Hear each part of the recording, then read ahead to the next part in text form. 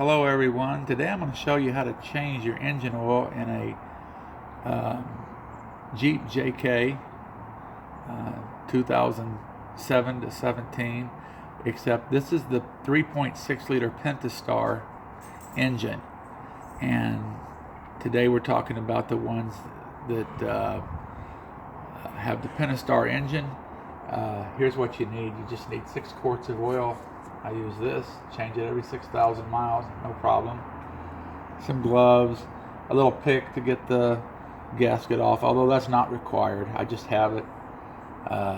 Maybe some gloves, and a 24 millimeter socket would be great to have. You could use a crescent wrench or a long box end if you had to. This just makes it simple to change. It's 6 quarts of oil. Use your favorite oil. Like I said, I go 6,000 miles. I've always used this full synthetic Mobil 1, have no problem. Let me give you one piece of advice though.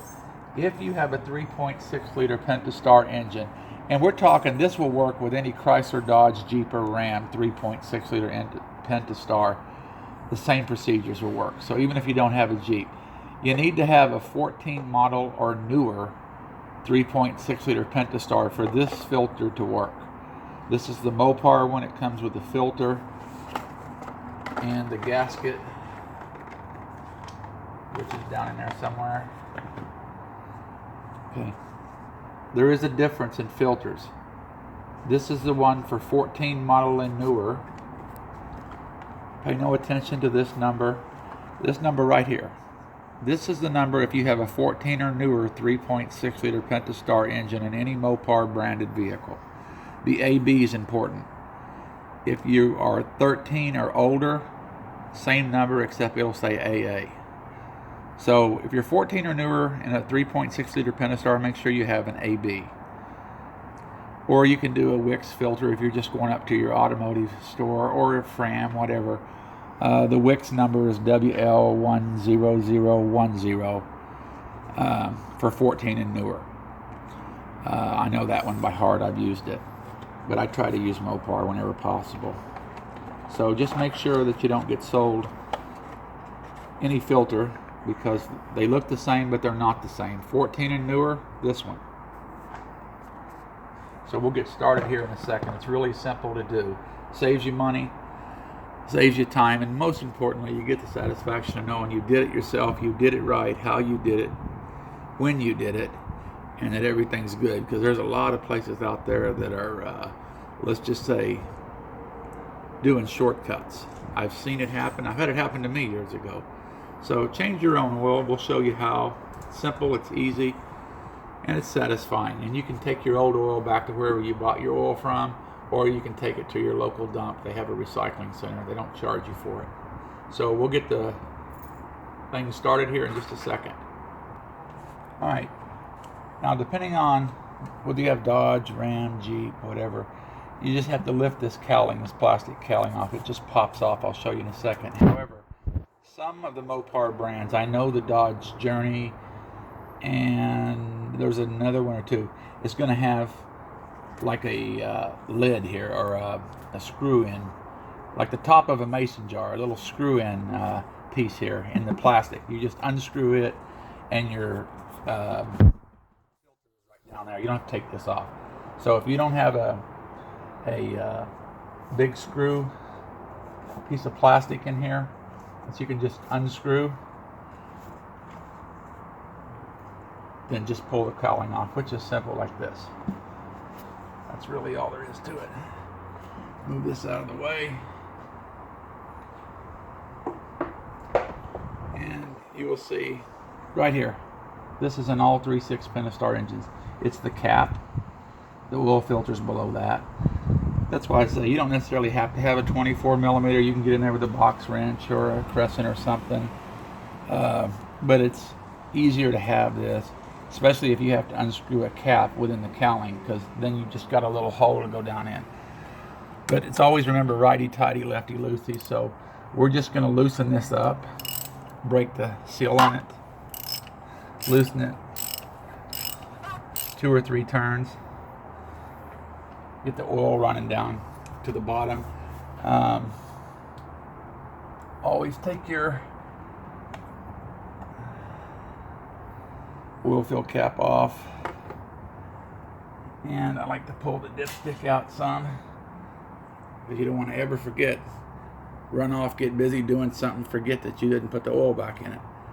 Believe it or not, I know somebody that did that years ago. You'll only make that mistake once.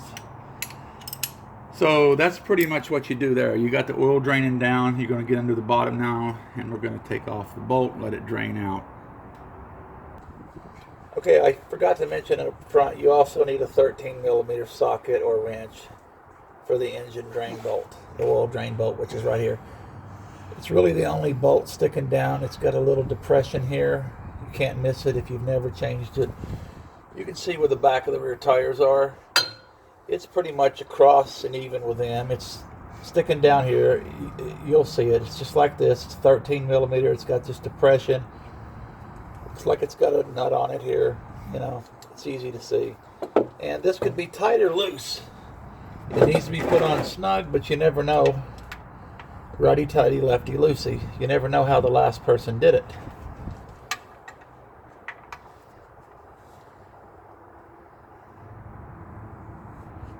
Okay, and go. Okay, had to switch out sockets. My 12mm was in my 13mm spot, so anyway, it's 13mm. And let me just clarify, it's behind the front tires, the rear of the front tires, kind of across there. You'll see it. It's this bolt right here. Anyway, there you go. Broke it free. Everything should turn nice and smooth and easy with 2 fingers.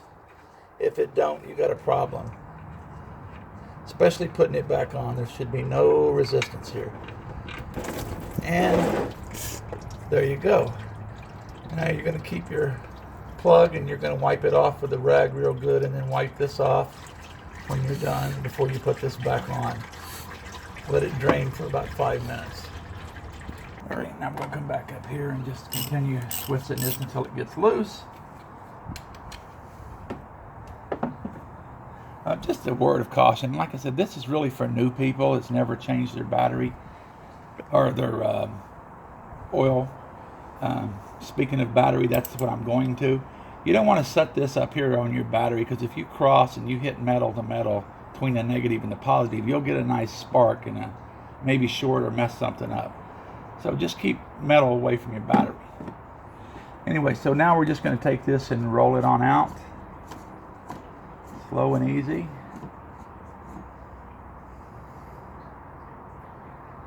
And I'm going to grab a rag, so I'll be right here.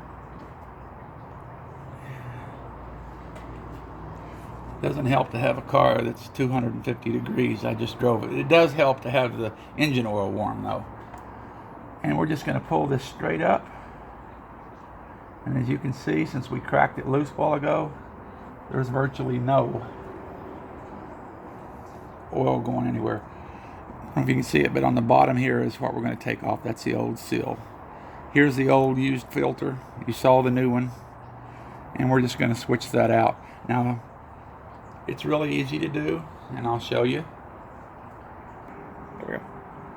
Alright, you're going to take this with your hand or something, and you're just going to pop it like that. And it's going to pop out. It takes a little bit of force, and there you go. And put this here for right now. Wipe this off a little bit. And then you're going to grab whatever you've got. I've got, now you see why I got this little pick. See where this is? You can just reach down in here, grab it, pull it right off. You can use a nail, your fingernail, whatever, but that's so much easier. And there's a comparison to the old and the new. I've went about 6,200 miles. Here's your new filter. Take a little bit of oil on your finger and just rub it on here.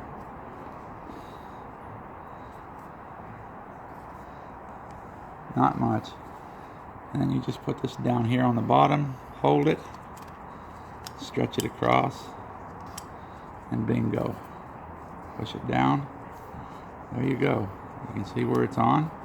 This, it couldn't be simpler. Look, if you can see down in there. See this?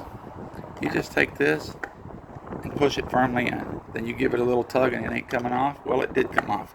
There you go. There you go. Now you know you got it right. Give it a little bit of tug. Don't come off. It's on firmly. So that's how you change out the filter on all 3.6 engines. And just take your rag and go around the rim. Make sure there's no grit, sand, old filter. Should be perfectly smooth. Just wipe it around that rim. Wipe this off. Take that, set it right back down in there. Start it by hand. You're not looking for brute force here. Get it down in there. Then again, righty-tighty, lefty-loosey. So we're just going to bring this down snug and call it a day. See there, I just hit bottom, and I'm just going to give it about 1/8 of a turn, and I'm done. And your filter is already changed now. Okay, you want to take your drain pan bolt and just wipe it off real good with a rag. Make sure there's no grit on anything. And you're going to wipe this off. It's been draining about 5 minutes. Pretty much down to just a slight drip. You could let it go a little bit longer if you wanted to, but this is good. Like I said, it's important that you wipe this off. And here's the trick. Just put this back in. It should go with 2 fingers with no problem. Heck, even 1 finger. Look at that. It should just spin on so easily. If there's any resistance, stop, take it back off, re-put it in. You do not want to strip this. And, you know, you can torque it down, but virtually no one does. I think it's 22 foot-pounds, I believe, on these bolts. But you know what? Nobody ever torques these bolts. And odds are, if you've got a torque wrench, unless you're a really high experienced mechanic, it may be off 3 or 4 pounds. You'd need one of the good snap-on ones or something to be accurate. So you're best to do it a different way. Just bring this up snug with your fingers, as tight as you can get it with your fingers. This washer is actually touching the metal now, so it's as tight as you can go. Here's the best way to do this. Take your wrench or your socket again and make sure you're going righty-tighty. And what you want to do is simply turn it 1/4 of a turn. So I'm on here.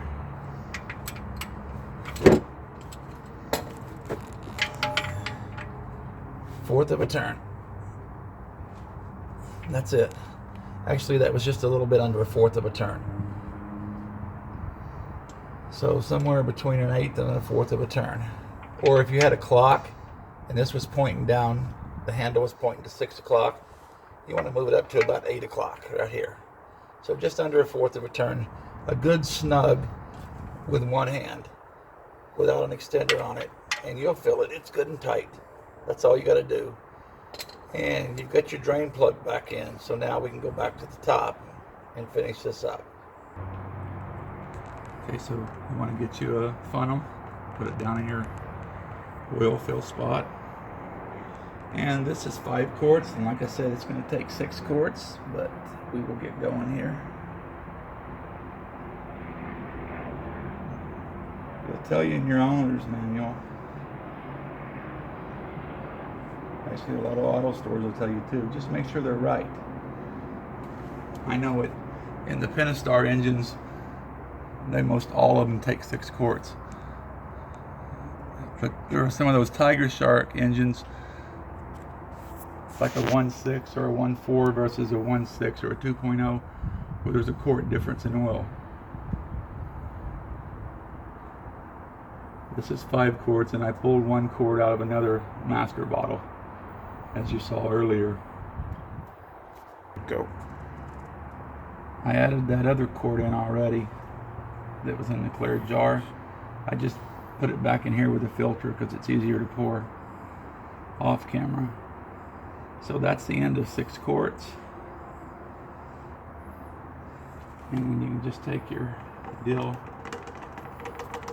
set it in here temporarily so it doesn't drip all over the place. And again, you need to make sure that you put this back on. Make sure the rubber seals on it. Wipe this off.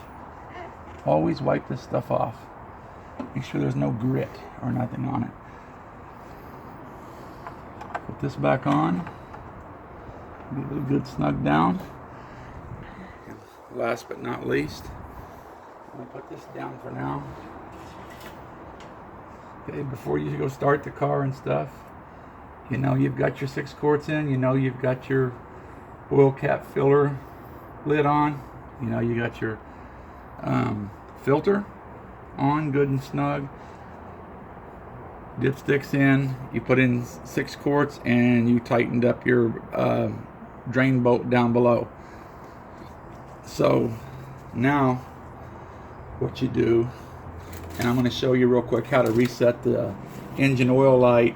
Whether it's on or not, you need to reset it now. But you know, really go by mileage. 6,000 miles in this kind of oil is perfectly fine. It's actually more than that, but I change it at 6,000. Okay, what you're going to do here, I want to tell you before I do it, is you're going to put your key on in. You're going to turn it on to accessories, you know, where all the lights come on. And while you do that, you need to stomp the gas pedal all the way down to the floor. Boom, boom, boom. 3 times within 5 seconds. Then you turn the key off and you've reset the engine light. If it's on, once you start the car again, it'll be off. If it's not on, it'll reset it. So I'm going to show you in real time here. But you have to do it, stomp the pedal, the gas pedal, all the way to the floor and back up, about that fast. 3 times in 5 seconds. Put this on, put it on accessories, and go.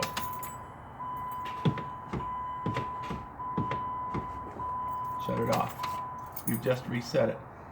Now make a note of how many miles you got on your car so that you'll know when it's due to change again. Another tip you can do is you can go into the trip meter and reset it. Most people don't use trip meters. Reset it to 0, and then you've got a running count of how long you've had your oil.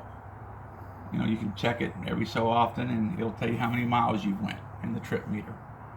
And you'll know that you've when you went 6,000 miles by that way, or you can write it down. Now what you're going to do is you're going to go ahead and start your car. And you're going to let it run for about a minute. Make sure you don't get no lights on or nothing.